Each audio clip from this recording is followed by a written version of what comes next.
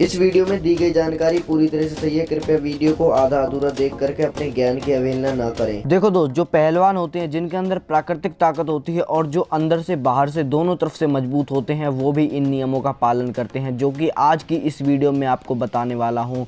देखो भाई, मैं नहीं जानता कि आपकी बॉडी फ़िलहाल कैसी है, लेकिन इतना ज़रूर जानता हूँ कि इस वीडियो को देखने के बाद आपकी बॉडी ग्रोथ और आंतरिक शक्ति बढ़ जाएगी। और सुनो, बस वीडियो देखने से कुछ नहीं होगा, वीडियो में बताए गए नियमों को पूरे अनुशासन के साथ फॉलो करना पड़ेगा, तभी एक अच्छा रिजल्ट देखने को मिलेगा। देखो भाई, हमारे भारत देश में अनेक देवी देवता महान पुरुष हुए जो हमें कुछ ना कुछ सिखाकर जरूर गए। जैसे कि देवी देवताओं में श्री कृष्ण हुए, शिव जी हुए, राम जी और हनुमान जी हुए। सभी ने कुछ ना कुछ हमको सिखाया। जैसे कि श्री कृष्ण जी ने श्रीमद् भागवत गीता लिखी, जिससे हमें अपने जीवन से जुड़े सभी प्रश्नों का उत्तर मिला।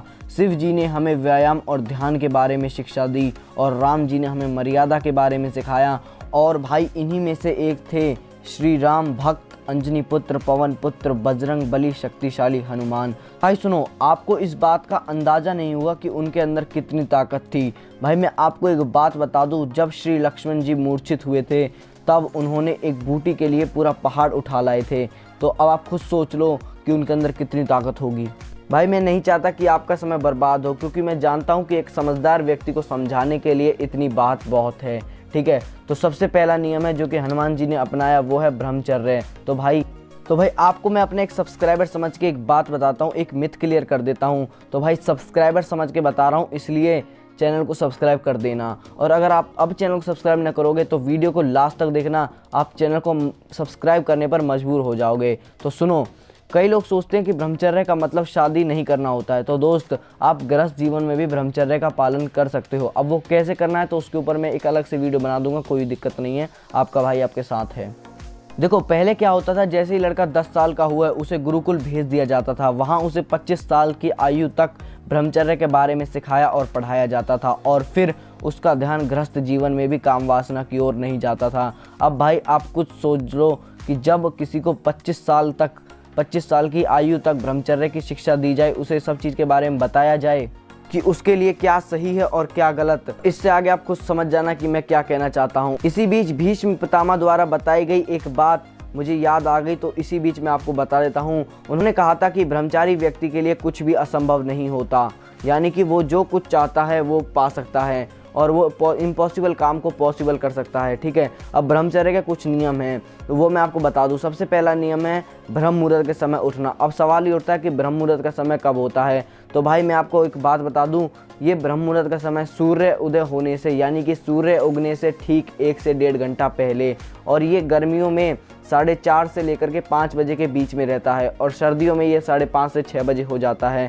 बाकी 1-2 मिनट इधर उधर हो सकती है। दूसरा, उठने के बाद आपको सबसे ज़रूरी काम जो करना है वो ये है ध्यान लगाना। बस ध्यान लगाना है और मेडिटेशन करना है, यानी कि ठीक है। और तीसरा, अपनी मूत्र इंद्रिय के साथ कुछ भी छेड़छाड़ नहीं करनी है। अब समझ जाओ कि मैं क्या कहना चाहता हूँ।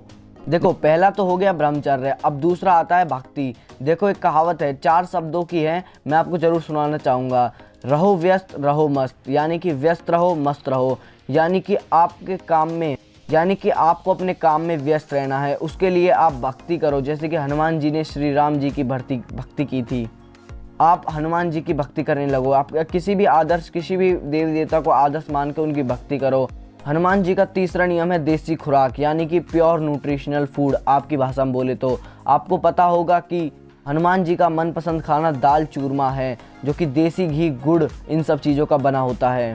देखो दोस्त, देसी खुराक जो होती है वो हमारे शरीर को अंदर से और बाहर से दोनों तरफ से मजबूत बनाती है। तो इसलिए मैं आपको एक लिस्ट बता देता हूँ, उस देसी खुराक की एक लिस्ट बता देता हूँ। तो सुनो, सबसे पहला है दलिया, खिचड़ी, हरी सब्जी, देसी घी, दूध, दही, माखन, दाल, सभी तरह की दाल। ठीक है, आप इन्हें खा सकते हो, आपके अंदर कोई भी दिक्कत नहीं होगी, आप इन्हें कभी भी खा सकते हो, क्योंकि देसी खुराक है। बस ज़्यादा नहीं खाना है, ठीक है, क्योंकि चाणक्य जी ने एक बात कही थी, अति सर्वत्र वर्ज्यते, यानी कि अति जो है हमेशा विनाश का कारण बनती है। ठीक है, देखो, पहलवान जो होता है वो हनुमान जी की भक्ति करता है और शरीर को अंदर से और बाहर से दोनों तरफ से मजबूत रखता है। ठीक है, और अंदर से तो आपको मेडिटेशन मैंने आपको बता दिया, और बाहर से मेडिटेट करने के लिए पहलवान एक खुराक लेता है, और उसके ऊपर मैंने एक अलग से वीडियो बना रखी है। ठीक है, अगर आप में से कई लोगों को पता भी होगा उसके बारे में, अगर नहीं पता ना कि पहलवान क्या खाते हैं जिससे उनकी पूरी एनर्जी, जो पूरी बॉडी जो है एनर्जी से भरी हुई होती है, तो भाई जाके देख लेना, नीचे डिस्क्रिप्शन में लिंक है। अगला जो है हमें हनुमान जी के नियमों से सीखने को मिला वो है शरीर का निर्माण, यानी कि शरीर को बाहर से मजबूत करना। अब बाहर से कैसे होगा, देखो ये जो नियम है ना, सभी नियमों का मसीहा माना जाता है, क्योंकि आज के ज़माने में जो मेहनत है वो काफ़ी ज़्यादा कम हो चुकी है, यानी कि लोग जो है बहुत कम काम करने लगे हैं। अगर वो इतना खाएंगे और उनके अंदर पचेगा नहीं तो भाई किस बात का खाना। शरीर निर्माण के लिए आपको देसी मेहनत करनी है, जैसे कि आप दंड लगाओ, बैठक लगाओ। दंड में आप हनुमान दंड, देसी दंड, साधारण दंड, राम मूर्ति दंड। हालांकि राम मूर्ति दंड और हनुमान दंड एक ही है, ठीक है। ये सब लगाओ, इन्हें लगाने से आपके शरीर का निर्माण होगा और आपका शरीर एक आकर्षक बनेगा। और भाई मैं इस बात को दावे के साथ कह सकता हूँ कि आप इन दंड को लगाने के बाद और ये सभी अनुशासन के साथ फॉलो करने के बाद आपका शरीर शरीर नहीं रहेगा, लोहा बन जाएगा, ठीक है। उम्मीद करता हूँ आपको इस वीडियो से कुछ ना कुछ सीखने को जरूर मिला होगा, और साथ में ये भी उम्मीद करता हूँ इस वीडियो को देखने के 1 से 1.5 महीने बाद आपको अपने शरीर में एक अलग सी एनर्जी देखने को मिलेगी। तो भाई आज की वीडियो में बस इतना ही, मिलते हैं एक और नई वीडियो के साथ, जब तक के लिए जय हिंद जय भारत।